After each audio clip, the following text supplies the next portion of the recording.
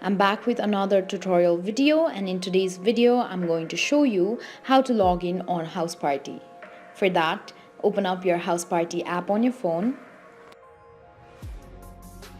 After you open up your app, there you can see the option of I already have an account. Tap on it. After you tap on it, you'll have to enter your email address or your username. Now enter your password. After you are done, tap on the next button, which is at the bottom of your screen.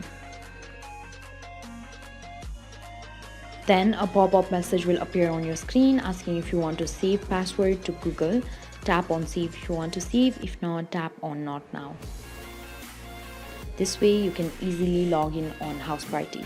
Thank you for watching. If you like the video, please hit the like button. If you want to see more tutorial videos, hit the subscribe button. And if you have something to say, please leave a comment.